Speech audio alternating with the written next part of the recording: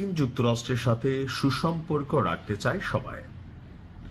ক্ষমতায় যখন সর্বশেষ ডক্টর ইউনূস ছিল, ইউনূসের নিজের আমলে ইউনূস এত পরিমাণ অ্যাডভান্টেজ মার্কিন যুক্তরাষ্ট্রকে দিছে, যেগুলো নিয়ে প্রতিবেদন কখনো সঠিকভাবে প্রকাশিত হলে হয়তো আমাদের পিলি চমকে যাবে। তবে আমরা অনেক ধরনের জিনিস যেগুলো প্রকাশিত হয়েছে সেখান থেকে বুঝতে পারছি যে আমেরিকাকে সমীহ করে ক্ষমতায় যে সময়টা ছিল 18 মাস, সেটা ইউনূস সরকার কাটিয়েছে।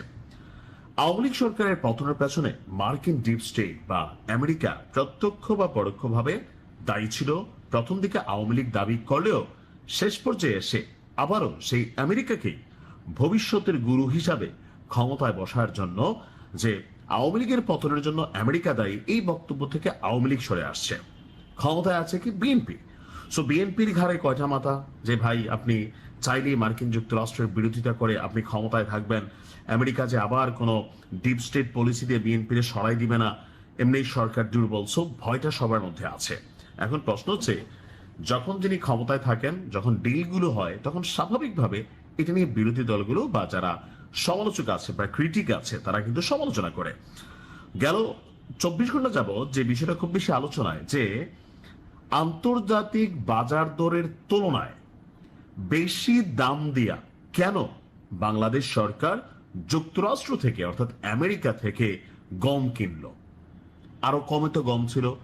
সোজা সাপটা উত্তর হচ্ছে, মার্কিন যুক্তরাষ্ট্রের সাথে বাণিজ্য যে শুল্ক একটা কোপ আছে, ইউনূস সরকার যখন ছিল সেই শুল্ক কোপটা থেকে কিন্তু বাংলাদেশ কোন রকমে বাইচা ছিল, যেটা ভারতরে বড়াই ফেলছে, অনেক দেশে বড়াই ফেলছে।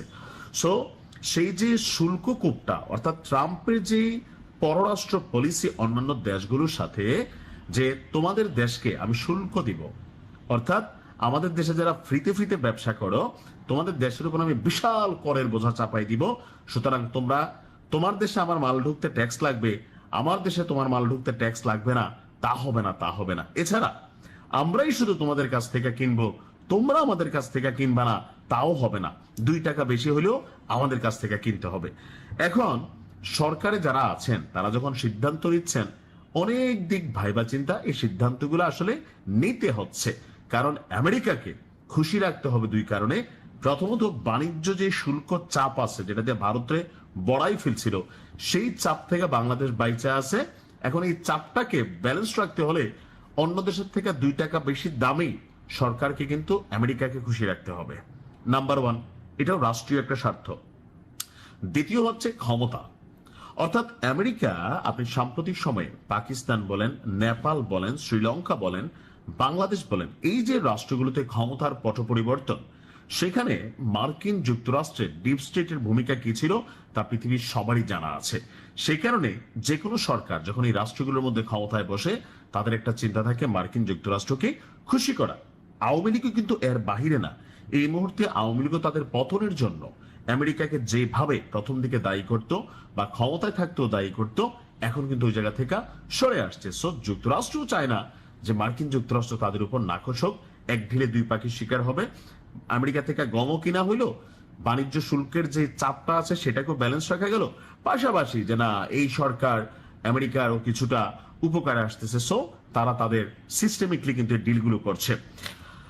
আপনার শুধুমাত্র যে আমেরিকা থেকে কিনছে তা না, যুক্তরাষ্ট্র থেকে এই মুহূর্তে 2,20,000 মেট্রিক টন গম আমদানির সিদ্ধান্ত নিয়েছে সরকার। একই সঙ্গে সিঙ্গাপুর থেকেও 50,000 মেট্রিক টন গম কেনার অনুমোদন দেওয়া হয়েছে।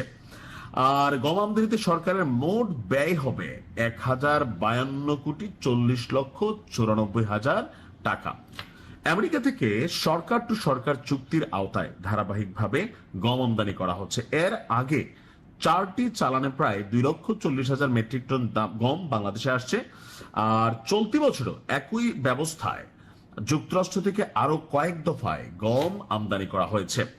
অন্যদিকে আন্তর্জাতিক উন্মুক্ত দরপত্রের মাধ্যমেও নিয়মিত গম কিনছে সরকার। এক্ষেত্রে Russia, Canada, Australia, Romania, Ukraine, Argentina, Kazakhstan থেকে মানে বিভিন্নভাবে আপনার গম আমদানি করা হচ্ছে। তবে যেহেতু যুক্তরাষ্ট্র থেকে যে গম কেনার মূল্য আন্তর্জাতিক বাজার দরের চেয়ে বেশি, সেটা নিয়ে প্রশ্ন যে এই বেশির মধ্যে কি আসলে কোনো ধরনের মানে বাণিজ্য শুল্কের ইস্যুটা ছাড়া বা ক্ষমতার ইস্যুটা ছাড়া অন্য 2 নাম্বারই আছে কিনা, যে না বেশি দামে কিনা কোনো একটা কোম্পানি, কোনো একটা সিন্ডিকেট যেহেতু এটা বাংলাদেশ কিনছে, বা আমাদের সরকারের বিভিন্ন সেকশনগুলোতে যারা বসেন, যারা রাষ্ট্রের গুরুত্বপূর্ণ দায়িত্বগুলো পালন করেন, তারা কি আসলে নিজস্ব কোনো স্বার্থ দেখছেন নাকি রাষ্ট্রীয় বাণিজ্য শুল্ক স্বার্থ দেখছেন, এটা অনেকের মধ্যে সমালোচনার বিষয় আসছে। নিশ্চয়ই সরকারের পক্ষ থেকে এই বিষয়গুলোর ক্লারিফিকেশন আমরা খুব শীঘ্রই পাবো।